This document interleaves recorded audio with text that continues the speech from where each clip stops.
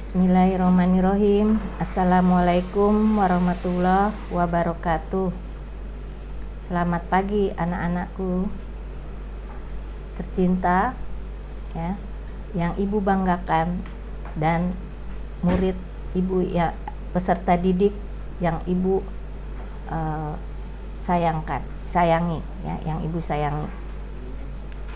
Yang berikutnya kita masuk Kerajaan Aceh, ya, membahas tentang Kerajaan Aceh. Kerajaan Aceh itu ada di abad ke-16, ya, sampai awal abad ke-20 Masehi. Wilayahnya berada di Aceh dan Malaka.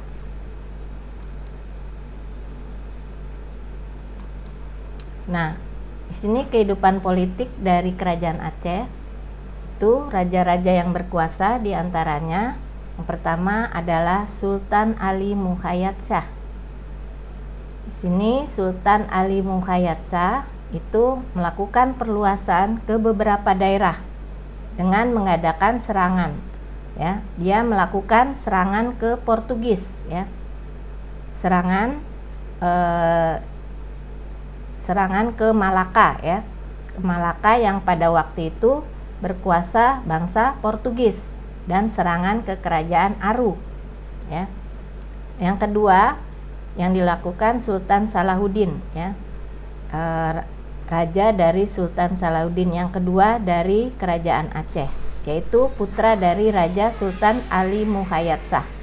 Pada masa kerajaan ini, Kerajaan Aceh mengalami kelemahan dan kemunduran karena memang tidak cakap dalam memerintah Sultan Salahuddin. Berikutnya yang ketiga, Sultan Alauddin Riayat Shah.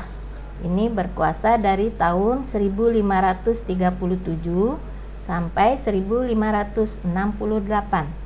Nah, perkembangan, ya, dalam kerajaan Sultan Alauddin Riayat Shah ini mengalami perkembangan di mana bandar perdagangan itu, ya, bandar perdagangan Lada itu sangat pesat, ya. Kemudian pembangunan angkatan laut yang kuat. Nah, pada masa pemerintahannya itu dia mengadakan hubungan dengan Turki Ottoman, ya, dengan Raja Turki yang pada waktu itu adalah kedaulatan Islam tertinggi di Turki, ya.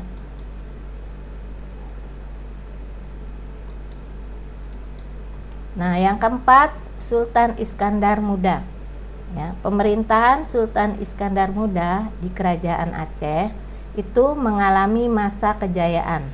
Di antaranya dia melakukan kebijakan, ya.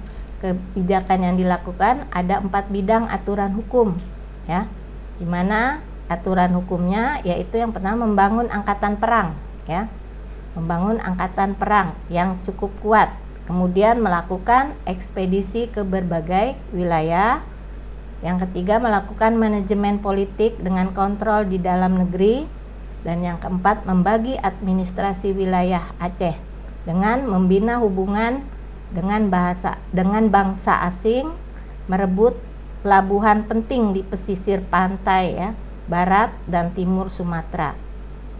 Dan yang kelima adalah pemerintahan Sultan Iskandar Thani. Nah, Sultan Iskandar Thani ini dalam pemerintahannya dia memperhatikan pembangunan di dalam negeri daripada melakukan politik ekspansi, politik memperluas daerah. Ia memerintah hanya 4 tahun, tetapi Aceh dalam kondisi suasana yang damai, ya, karena tidak ada perluasan daerah. Nah, kemudian hukum syariat Islam sangat ditegakkan. Hubungan dengan wilayah taklukan itu dengan suasana liberal, bukan dengan tekanan politik atau militer.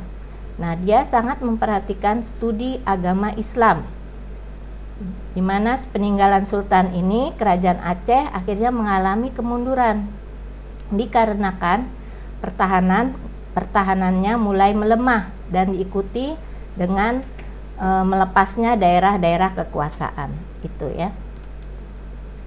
Nah, kemudian faktor ekonomi. Faktor pendukung perekonomian dalam kerajaan Aceh yang pertama adalah letak strategis ya. Kerajaan Aceh ini adalah letaknya sangat strategis di pintu gerbang pelayaran dari India dan Timur Tengah.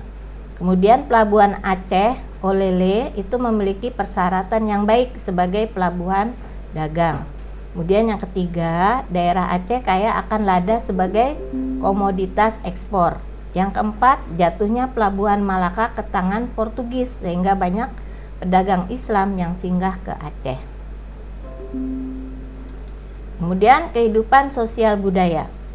Kehidupan sosial budaya kerajaan Aceh diantaranya terbagi menjadi 4 struktur sosialnya, itu dibagi menjadi 4 golongan. Yang pertama, Teuku, yaitu golongan kaum bangsawan ya, sebagai pemegang kekuasaan pemerintah sipil. Kemudian yang kedua Tengku, yaitu kaum ulama yang pegang peranan agama Islam. Dan yang ketiga Hulu Balang atau Ule Banlang ya, itu adalah prajurit. Dan yang keempat rakyat biasa. Itu adalah struktur sosial dari kerajaan Aceh. Nah, kemudian kebudayaannya itu banyak bernuansa Islam ya.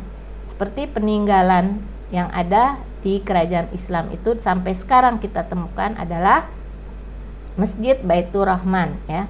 Kemudian yang ada buku Bustanil Al-Salatin itu ditulis oleh Nuruddin Araniri ya. Kemudian kitab Tarjuman Al-Mustafid ya, itu adalah tafsir Al-Qur'an, tafsir dari Al-Qur'an Melayu pertama ya, karya Syekh Abdul Rauf Singkel.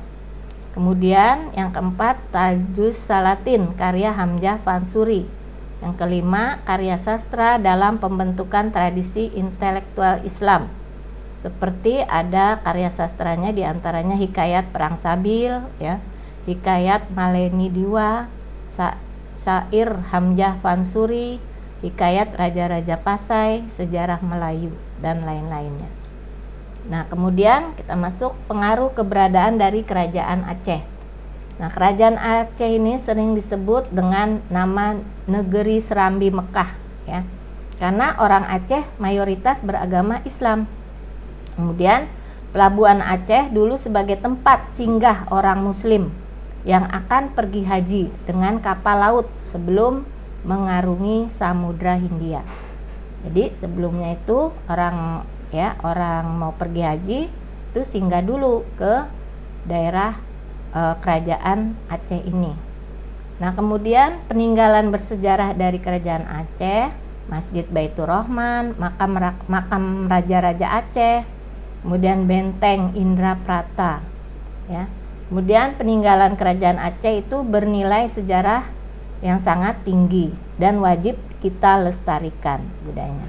Oke, untuk itu sekian ya penjelasan dari Ibu. Wassalamualaikum warahmatullahi wabarakatuh.